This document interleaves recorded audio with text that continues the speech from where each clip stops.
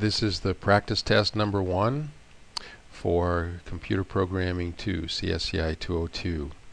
And the first thing I'm going to do here is just go through and clean this up. I've got a blank program shell here. I haven't done anything to it yet. And we're just going to get rid of all this useless comments here. Okay.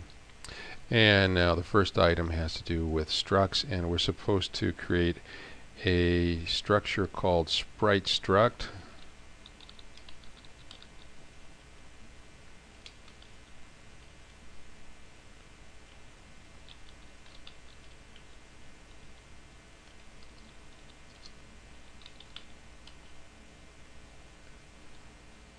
And I've got this backwards. And it's going to be, let's close that off so we get rid of some of those red wavy lines, I think. And I want a texture 2D, and I'm going to call that texture. Doesn't really say what you have to call them. Gotta make these all public. And that's going to be the position, so let's just call it that. Rectangle.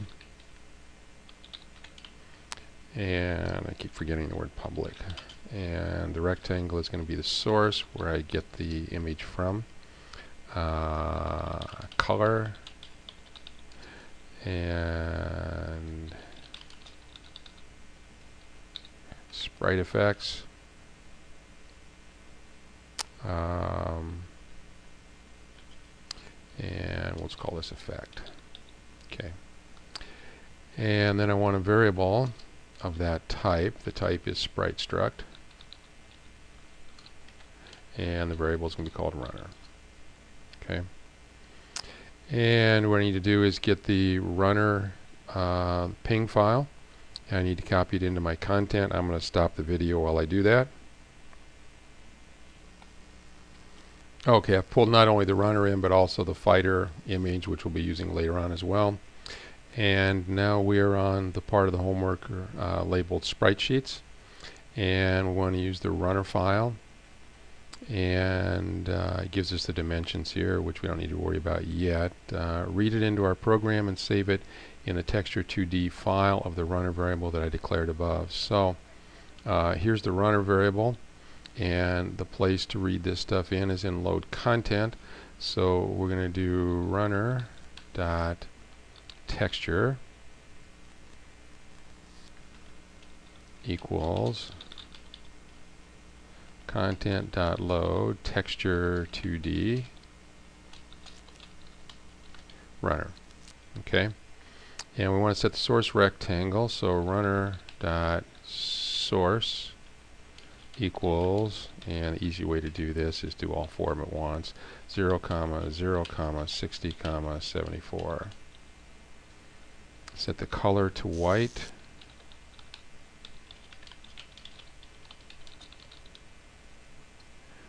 And set the sprite effect to none.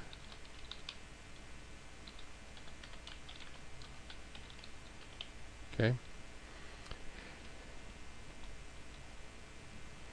And then after we've done that, we're supposed to position the runner in the lower left hand corner. Now I did not create a screen variable like I normally do, so let's do that. Just makes it a little more consistent, I think. And I'll initialize it up here just to save time. And we'll let it occupy the whole screen. It's going to be 800 pixels wide by 480. And now I can just refer to screen for everything. So runner dot position equals new rectangle, and it's going to be same place as the left side of the screen.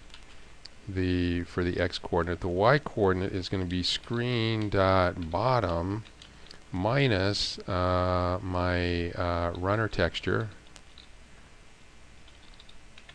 height. Okay. And the width, that information was given to us Each image is 60 pixels wide, 60, and the height is 74. Okay, so that'll position my runner in the lower left-hand corner. And why doesn't it like that? Position is a vector. Okay. Well, in that case, let's do this. There, that should work. If we change it to a vector 2. Okay. And make the sprite run by updating a frame, that is moving the source rectangle one frame to the right on every third tick of the clock. When you get to the 30th frame in the sprite sheet, go back to the first frame and start over. Make him move to the right 1 pixel on each tick of the clock. Make him move to the right 1 pixel on each tick of the clock. Make the runner run until he gets to the right edge of the screen, and have him turn around and run back to the left edge of the screen. Do this forever. Note that he moves on every tick of the clock, but the source image is updated on every third tick of the clock. Okay, got it. So on every tick of the clock here, we're going to do runner dot position dot x plus plus. Okay, and we also need a timer here,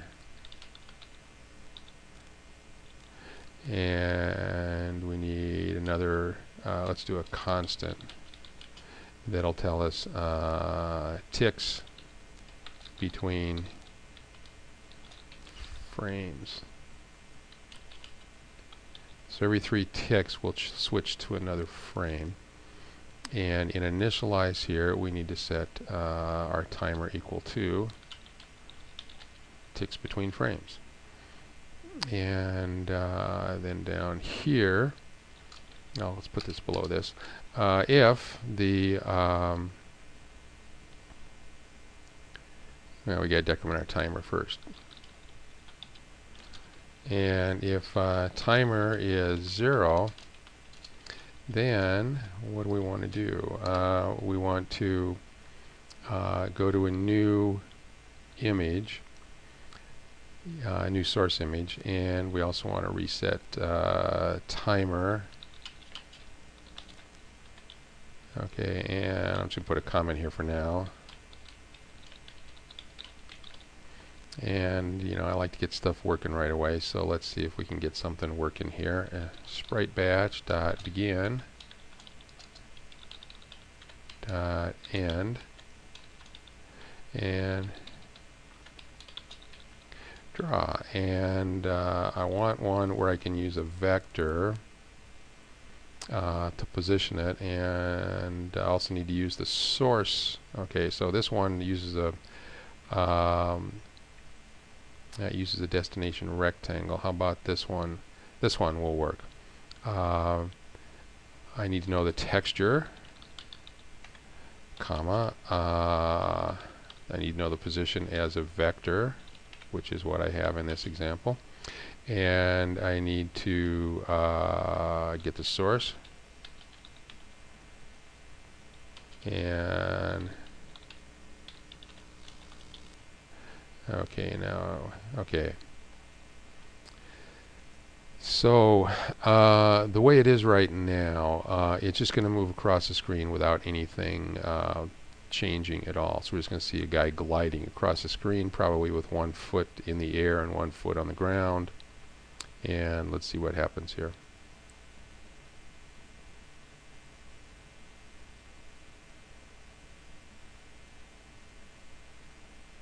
Okay, and there he is. He's gliding across the screen.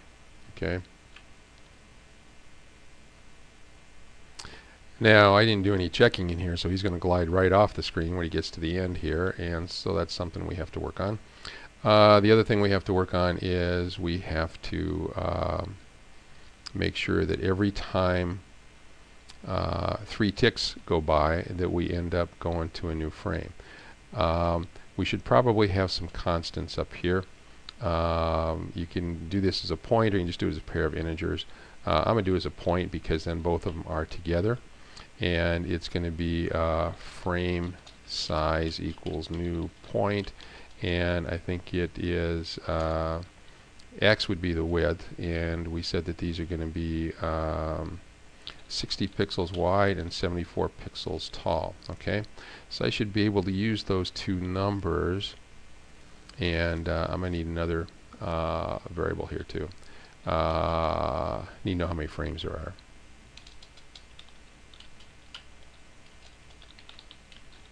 And I think the notes say that there are 30 frames. Yes, so I'll go from 0 to 29, and let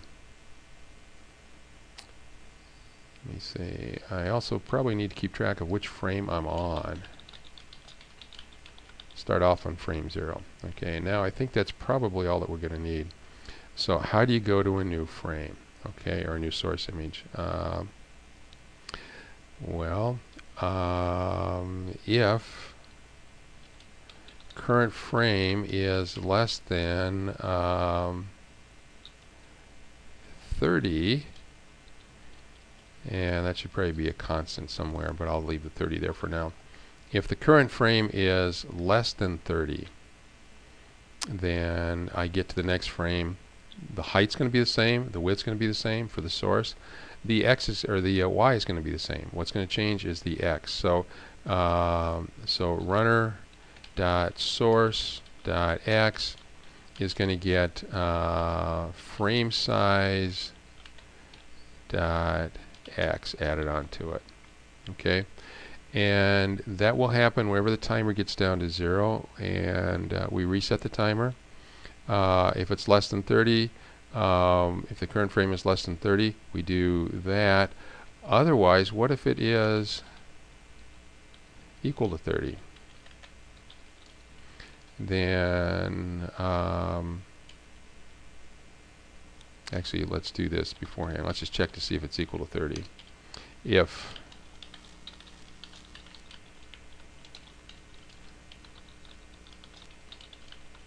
and if I do that, then I don't need to mess with this. So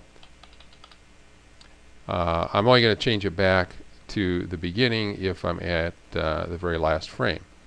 We got to increment current frame though. Okay, and then when it gets to 30, I got to make sure I drag it back again. And okay, and so current frame equals 0, and runner sort. Now I can't keep adding on. I've got to also check. There's two ways to do this. I'm not sure this is necessarily the best way, but what I want to do is I want to set runner.position.x back equal to screen.left. Okay, and let's try that. I think that might be what we need. Let's check and see what our runner looks like. Whoa! Okay, it looks like we might have gotten up to 30, and then he disappeared. So runner source. Oh, sure. If we're on frame 30, this needs to be up here. If we're on frame 30, I don't want to move him position back. I want to move the source back. Source equals 0. I was a little confused there. Now let's try it. I think that'll work.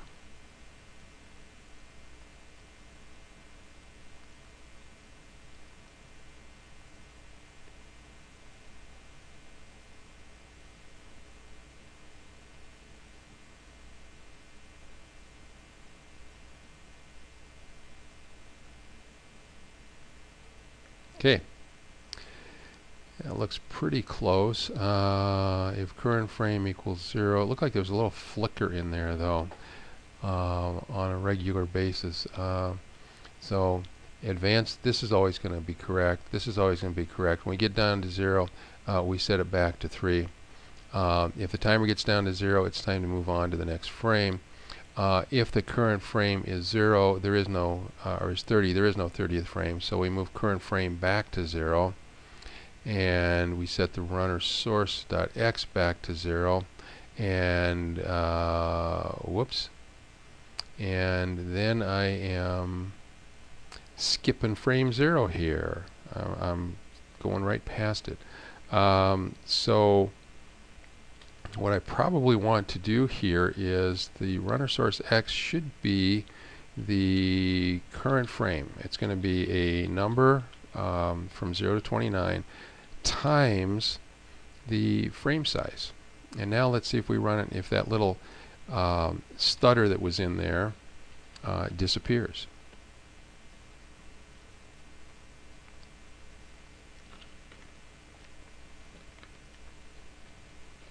And I'm not sure how well this will come across on the video or how well it did previously, but he is running smoothly now without any little quick jumps to indicate he's skipping over a frame. So this is good. Now what we want to do is when he gets to the other side, we want him to turn around. So this from here down to here is what happens when it's time to go to a new frame. Okay? And that's working fine. Now, what we want to do next is we want to check to see if he's reached the right side. So how do you know if he's reached the right side? Well, if the runner dot position dot it's not a rectangle. I was looking for some rectangle fields. So if the x position is greater than or equal to, or wait, plus, I got to add on the width, plus runner dot texture dot width. I'm not doing any scaling here. If that is greater than or equal to the right edge of the screen, then we bumped up against the edge. And what I need to do is I need to make him turn around. So runner dot effect equals effects dot, I can never remember which one this is. I want to flip it horizontally, I think. And also if runner dot position dot x is less than or equal to 0, or screen dot left, then I want to turn him around again, and I want sprite effects dot none. Well, I'll get him facing back to the right again. Okay. Now, if I turn him around, I better also start subtracting his position. So instead of doing this up here, which is always adding, what I'm going to have to do is I'm going to have to do a plus equals runner speed. Okay, and I'll set runner speed equal to 1 up here at the beginning.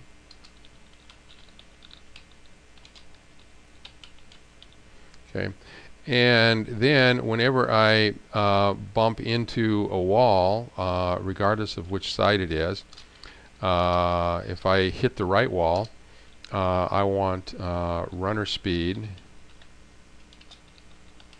equals minus runner speed. So if it's a positive, that'll make it a negative. And similarly on the other wall, if it is a negative,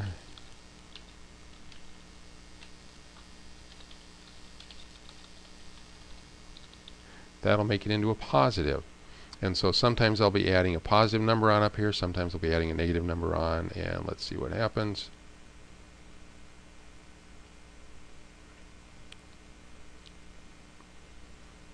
And he's going the wrong way right off the bat. Okay, and that's because right here I check to see if the runner position is less than or equal to screen dot left, and the very first time it is, and okay. Okay, so let's take a look at this. I'm not seeing right off the bat here what's wrong. You know, the very first pass through the loop, I should be adding 1 on to the runner's X position, and it should start off at 0, and so now it should be 1. Timer's not 0 yet, so I skip that. I haven't gone off the right edge, so I skip that. And 1 should not be less than or equal to screen.left, because that should be 0. So I should be skipping this and going back, and so I'm not sure why that's happening. Let's put a breakpoint in here though, and this is a good example to show how you might have to debug something like this. Okay, so runner speed, that hasn't stopped yet. Okay, runner speed should be 1 and X should be 0.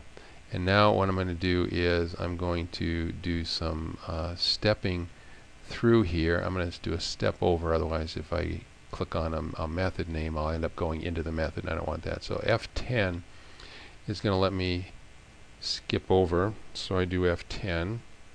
Okay, timer's not 0, so I should skip. That's not true, so I should whoa.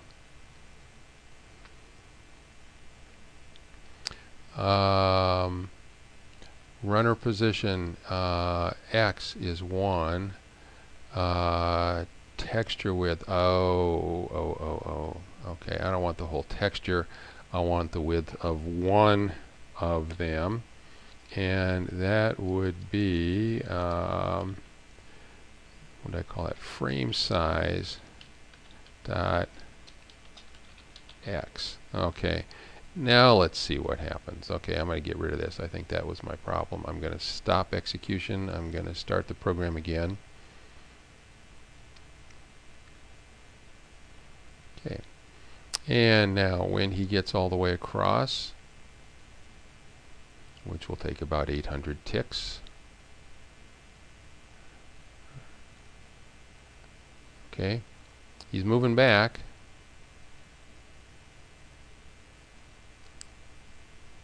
but I didn't flip him around. Okay, we're getting close. Let's stop the program. And so here's where I reverse the runner speed. That is working. Runner.effect is flip horizontally. Oh, you know what?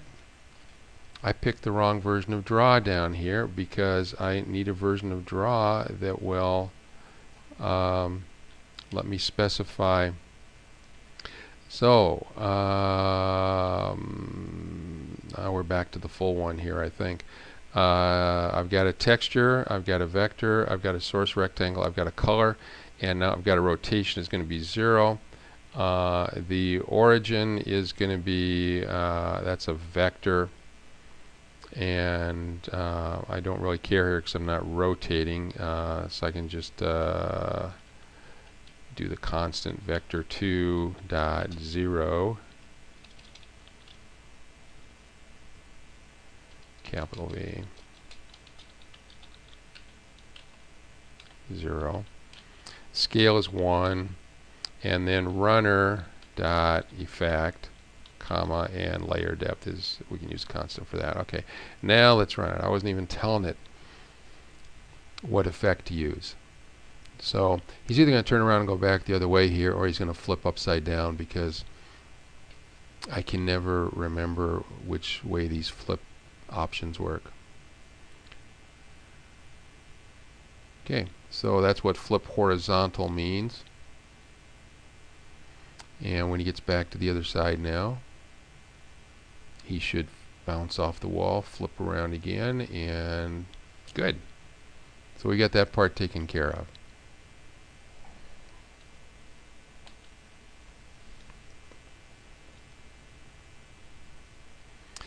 Okay, this video has already taken up about 24 minutes. I'm going to save the video and continue with a new video.